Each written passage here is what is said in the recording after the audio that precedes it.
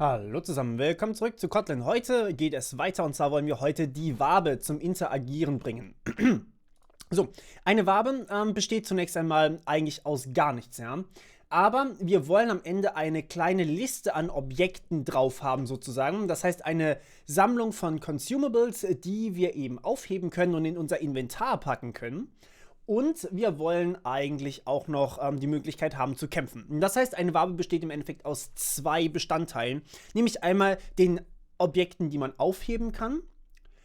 Und einmal natürlich auch, also ihr könnt das natürlich beliebig viel erweitern, ja. Das ist nur eine kleine Idee. Ich möchte auch, dass ihr das als Übung wirklich so groß macht, dass ihr das richtig selber spielen wollt. Das ist immer so nun ja, der Maßstab, den ich nehme. Und wenn ich das selber spielen möchte, dann ist es gut. Wenn ich es nicht selber spielen möchte, dann eben nicht. Also gut, das heißt, wir haben jetzt hier zwei Möglichkeiten. Und zwar haben wir hier einmal eine, nennen wir sie Val Consumables. Die ist vom Typ, beziehungsweise brauchen wir eigentlich keinen Typ angeben, ist gleich List of. Und das O schreibt sich selbstverständlich groß, wie ihr sicher schon gemerkt habt. Und zwar eine Liste aus, Achtung, nicht Heiltränken, nicht Items, aber Consumables. Ja? Wir könnten natürlich hier, wobei eigentlich, nee, eigentlich wollen wir, nee, stimmt, wir wollen hier sogar eine Liste an Items haben. Items. Denn wir können ja auch tatsächlich eine Waffe aufnehmen zum Beispiel. Das heißt, wir sagen hier eine List of Item. Okay. So, am Anfang ist diese Liste erstmal leer. Wir können natürlich per Zufall irgendwelche Drops einfügen. Das würden wir aber theoretisch hier beim Main machen. Oder vielleicht im Konstruktor von Wabe, wenn wir da vielleicht einfach die Chance haben, dass es irgendwo Items gibt. Gut, das nächste, Entschuldigung, was wir hier haben können, sind NPCs. Und in unserem Fall haben wir noch keinen NPC, mit dem wir reden können. Das werden wir auch hier nicht implementieren, aber das ist auch was ihr sehr, sehr gut machen könnt. Das heißt, dass man nicht nur gegen die NPCs kämpfen kann, sondern eben auch mit ihnen reden kann, okay? Und ja, da braucht ihr natürlich eine separate Klasse. Also ich meine, Orc ist ein NPC, aber NPC kann natürlich dann auch noch eben unterteilt werden in Gegner und Verbündeter oder sowas, das überlasse ich aber euch, diese Dialogsysteme. Und das ist auch eine sehr gute Übung, kann ich nur jedem empfehlen. So, NPC. Okay, die stehen natürlich normalerweise dann nicht zufällig rum, aber in unserem Fall, da wir nur kämpfende NPCs haben, stehen die auch überall zufällig rum.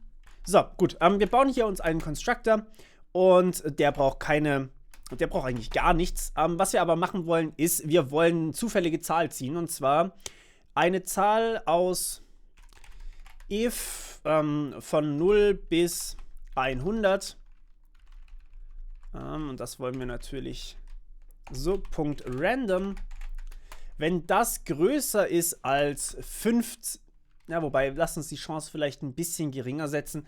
Lasst uns sagen, wenn die Chance, wenn das Ding größer als 80 ist, dann haben wir eine 80% Chance im Endeffekt, dass wir hier eine 20% Chance, meine ich natürlich, dass wir hier ein Item finden. Und ja, wir wollen ein Item, in dem Fall ist es ein Heiltrank. Das ist eine recht hohe Drop-Chance, muss man schon dazu sagen. Aber das ist okay für mich. Genau. Und wir wollen hier, Sekunde, items.add und, achso, selbstverständlich für add müssen wir hier eine Mutable List draus machen. Das ist ganz klar, ansonsten wird das nichts. Und jetzt können wir Sachen hinzufügen, und zwar einen neuen Heiltrank. So, dem Heiltrank geben wir jetzt hier mal, lasst uns hier auch einen zufälligen Heilwert reinpacken, damit wir nicht wissen, wie stark dieser Heiltrank ist. Irgendwas zwischen 0 und 100. Und ja, selbstverständlich, der funktioniert noch nicht, der Konstruktor, den haben wir ja noch nicht geschrieben. Wobei wir können, ja doch, lasst uns das so machen, dann heilt das nämlich ein bisschen und nicht unbedingt immer so richtig viel. So, und die NPCs, wisst ihr was, das machen wir nicht zufällig, ihr wisst ja jetzt, wie das zufällig geht, sondern wir bauen uns hier immer einen NPC ein, und zwar immer einen Orc. Ihr könnt das, wie gesagt, ganz gerne zufällig machen, und zwar machen wir hier einen Orc rein. Okay, der Orc, der wird zufällig, wobei, wisst ihr was, das machen wir anders, das machen wir noch cleverer. Denn der Ork und der Heiltrank, die werden beide zufällig initialisiert. Das heißt, wir haben jetzt eine 20% Chance, einen Heiltrank zu finden auf diesem Feld und eine, ja, auf jeden Fall einen Ork zu finden. Aber wir müssen nicht zwangsläufig gegen diesen Ork kämpfen. Ich möchte nachher nicht so quasi nichts zu tun haben in dem Spiel, sondern ich möchte wirklich jedes Mal sozusagen looten und leveln können. Okay, cool. So, was wir jetzt haben, ist, wir haben die Optionen über Fun Interact. Okay. So. Und dazu merken wir kriegen ja auch keine Parameter oder sowas, ja. Das heißt, das Spielfeld sagt einfach nur, hey, Wabe, interagiere mal. Und übrigens, wenn man Steuerung und dann auf die Funktion draufklickt, dann landet man auch direkt dort. Genau, und jetzt haben wir hier natürlich die Optionen, wir fragen unseren Spieler, was er tun möchte. Und das heißt, wir sagen hier Printline, was möchtest du tun? Kämpfen, sammeln, weil wir könnten ja auch zum Beispiel irgendwelche Beeren oder sowas sammeln, ja. Aber dann wird einfach alles automatisch gesammelt. Und was können wir noch machen? Wegrennen. Nein, warte, Moment, stopp. Wir machen nur kämpfen oder wegrennen. Und das machen wir natürlich, if npcs.size größer 0. Dann machen wir hier Folgendes. Dann sagen wir nämlich, hey, möchtest du entweder kämpfen oder wegrennen? Und wenn er wegrennt, dann Sekunde. So, if readline gleich kämpfen, kämpfen, dann machen wir hier den Kampf, ansonsten returnen wir. So, jetzt, wie machen wir den Kampf? Nun, der Kampf ist ja dann zwischen diesem Ork und dem Spieler hier. Und dazu würde ich tatsächlich eine statische Funktion verwenden. Und die lagere ich jetzt hier einfach mal in eine neue Kotlin-Datei aus. Und zwar nennen wir die Fight. So, und hier packen wir einfach nur eine Function rein. Und zwar Fight. So. Selbstverständlich beinhaltet die einen P vom Typ, wobei, nee, lasst ihn uns Spieler nennen. Spieler vom Typ Spieler und einen NPC vom Typ NPC. Achtet darauf, dass ich hier nicht zwangsläufig einen Ork haben müsst. Es kann natürlich auch einfach ein Drache oder was weiß ich was sein, ja. Aber das sind eben so diese Dinger. Und eigentlich könnte man hier sogar sagen, man möchte zwei NPCs gegeneinander antreten lassen, ja.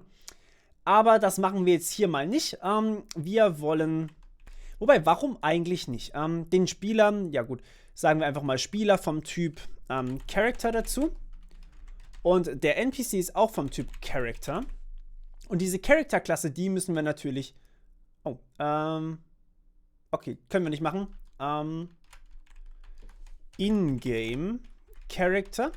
So. Und den nennen wir auch In-Game Character. Okay. Genau. Und jetzt lassen wir die beiden einfach gegeneinander kämpfen, wobei wir natürlich In-Game Character noch nicht haben. So. Das Ganze ist eine weitere Klasse. Allerdings in diesem Fall eine Klasse, von der sowohl NPC als auch Spieler erben werden. Und ihr erinnert euch, NPC ist ein Interface. Das müssen wir dann höchstwahrscheinlich ändern. Genau. So. Und wir wollen hier In-Game Character haben. Denn das wird eine Klasse, die für uns auch einiges an Funktionalität übernehmen wird. Na komm schon. Rüber mit dir. So, und hier kommen jetzt eben diese ganzen Stats rein, wie zum Beispiel, das werden wir auch alles hier in diesen Konstruktor reinpacken. So, wir haben hier erstmal nur folgende Werte. Einmal HP vom Typ Int, einmal, beziehungsweise das sind eigentlich Max HP, ne? Max HP vom Typ Int, dann haben wir HP vom Typ Int, das ist das aktuelle Leben quasi. Und den Rest machen wir irgendwann später, wenn wir merken, dass wir noch irgendwas brauchen. Vielleicht brauchen wir noch Damage. Damage vom Typ Int. So, das passt erstmal so. So, und hier haben wir einmal Variable Max HP vom Typ Int ist gleich Max HP. Max HP, genau das. Dann haben wir, was haben wir noch? War HP vom Typ Int ist gleich HP. Und wir haben war Damage. Natürlich könnt ihr ja auch noch ein Rüstungssystem und so weiter einbauen. Das überlasse ich wieder mal euch. weil das einfach hier zu komplex ist, aber dasselbe, also zu komplex nicht, aber zu viel Zeit in Anspruch nimmt und dasselbe im Endeffekt in grün ist, okay? Das heißt, das ist quasi etwas, was ihr machen könnt. So, und selbstverständlich haben wir hier eine Open Function, die wir nachher im Endeffekt überschreiben müssen. Wobei, nee, eigentlich müssen wir die gar nicht überschreiben. Eigentlich können wir die direkt erben. Function is dead. So, und dann returnen wir einfach, ob HP größer 0 sind. Und zwar returnen wir hier einen Boolean. Wunderschön. So, Moment, stopp. Kleiner gleich 0. Denn wenn die HP kleiner gleich 0 sind, dann ist unser Spieler offensichtlich, oder generell jeder Charakter ist dann tot. So, jetzt waren wir bei Fight. Okay, unsere Function Fight. Was macht denn die jetzt eigentlich? Nun ja, da prügeln sich einfach unsere Charaktere so lange, bis sie halt sterben, ne? Und es wird am Anfang ausgewürfelt, wer anfangen darf. Das heißt, wir sagen hier, well, Starter ist gleich, so, 0 bis 1, Punkt, random.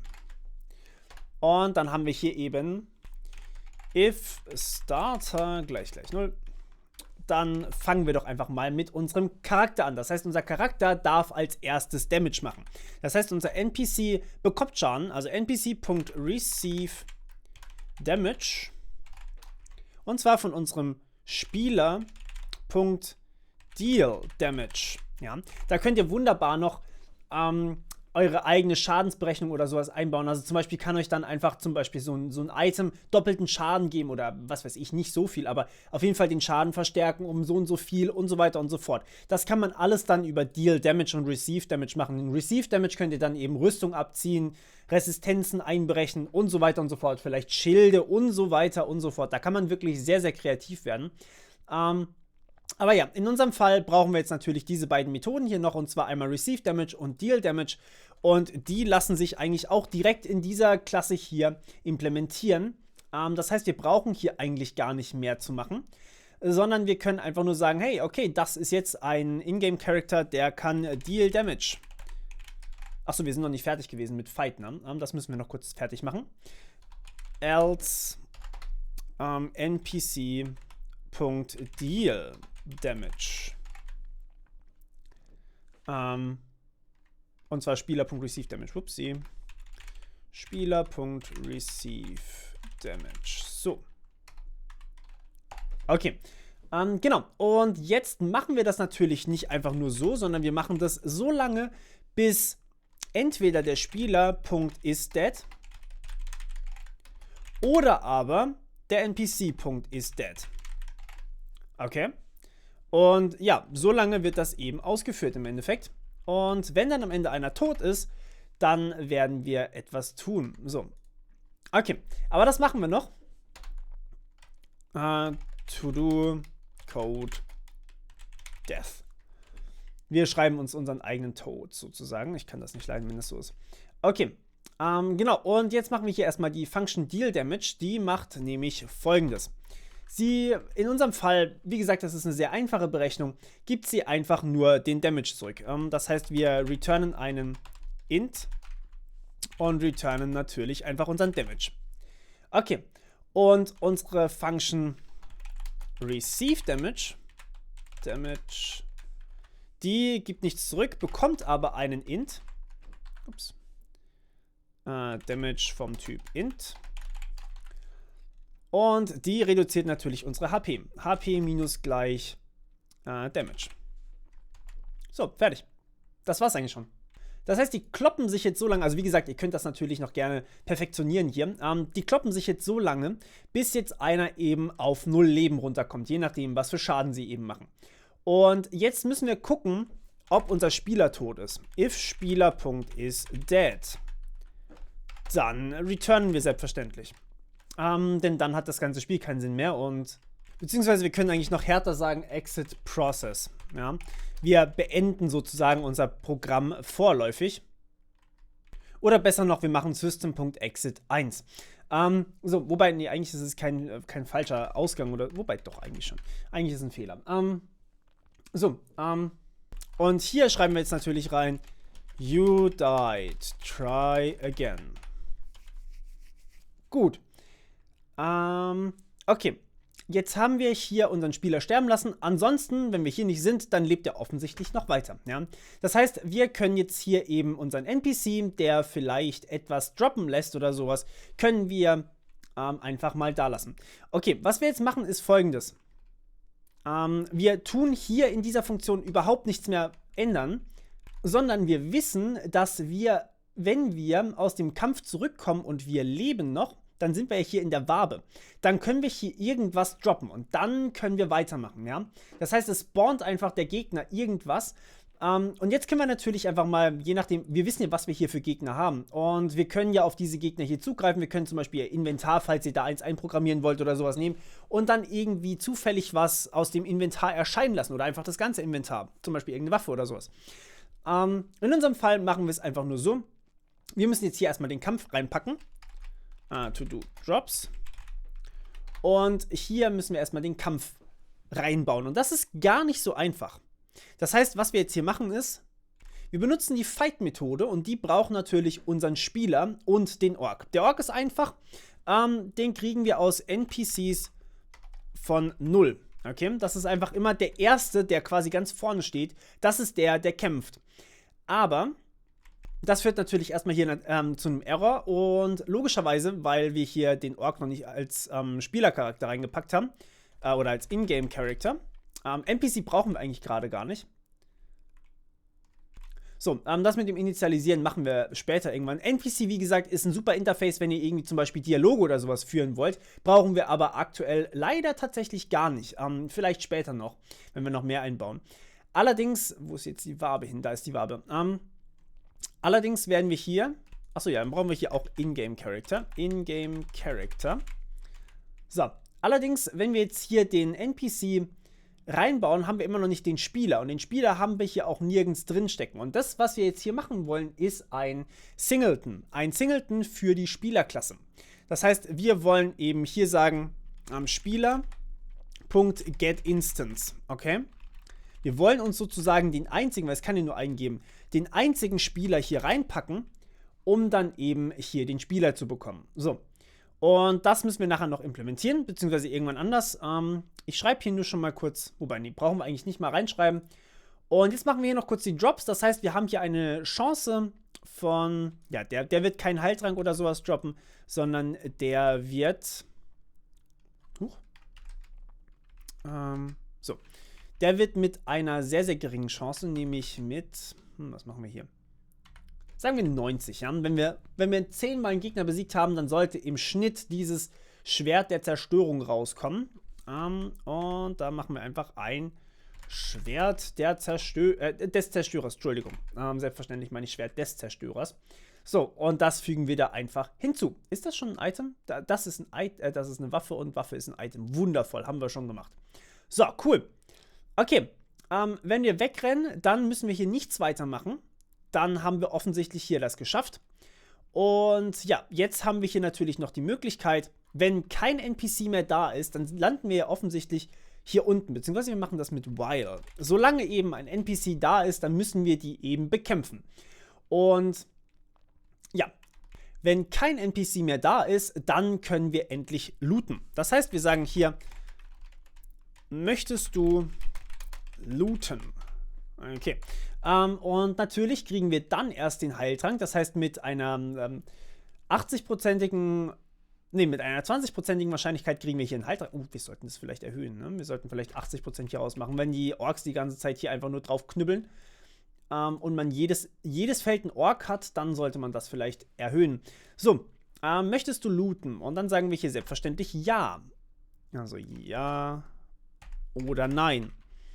Und if readline gleich ja. Ansonsten machen wir einfach gar nichts. Ja? Da können wir einfach quasi zurückgehen, weil dann möchte er offensichtlich nicht looten. Das heißt, er möchte weiterlaufen. So, und wenn wir jetzt hier looten wollen, dann kriegen wir einfach die Items.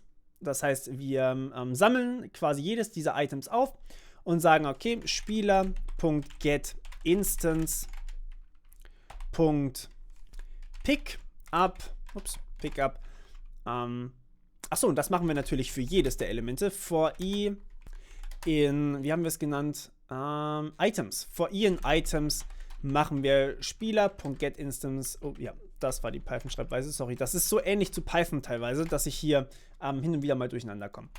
Weswegen ich auch übrigens die Klammern vergessen habe. So, getInstance Pickup. Und hier sagen wir natürlich, wir wollen i aufheben. Und ja, dieses i wird uns dann hinzugefügt einfach. Das heißt, wir nehmen einfach jedes Item auf, automatisch, selbstverständlich. Und dann können wir weiterlaufen. So, dann haben wir quasi dieses Feld hier fertig. Lasst uns vielleicht noch eine kurze, einfache oder vereinfachende Erklärung reinpacken. Das heißt, wenn wir keine Items hier haben, items.size gleich 0, dann returnen wir einfach instant. Wobei wir machen das auch ordentlich hier. Ups, hey. So, dann returnen wir. Denn dann gibt es ja offensichtlich nichts, was wir hier tun können. Und ansonsten fragen wir den User, ob er looten möchte oder nicht. Denn wenn es keine Items gibt, also wir kommen ja hier nur hin, wenn es keine Gegner mehr gibt. Und wenn es keine Items und keine Gegner gibt, ja gut, was muss ich ihn dann fragen, ne? Es passiert einfach nichts. Eure Aufgabe ist jetzt quasi hier noch zu sagen, hey, ich möchte zum Beispiel einige coole Dialoge machen. Zum Beispiel möchte ich hier noch anzeigen, dass das gerade ein Ork ist, gegen den ich hier kämpfe oder was auch immer das für ein Ork oder was auch immer das für eine Kreatur ist. Und wie viele Items es hier noch gibt oder dass ihr hier zum Beispiel ausgibt, hey, auf diesem Feld gibt es einfach gar nichts und so weiter und so fort. Das ist sozusagen jetzt eure Aufgabe. Ich wünsche euch ganz viel Spaß und wir hören uns beim nächsten Mal wieder. Bis dann. Ciao.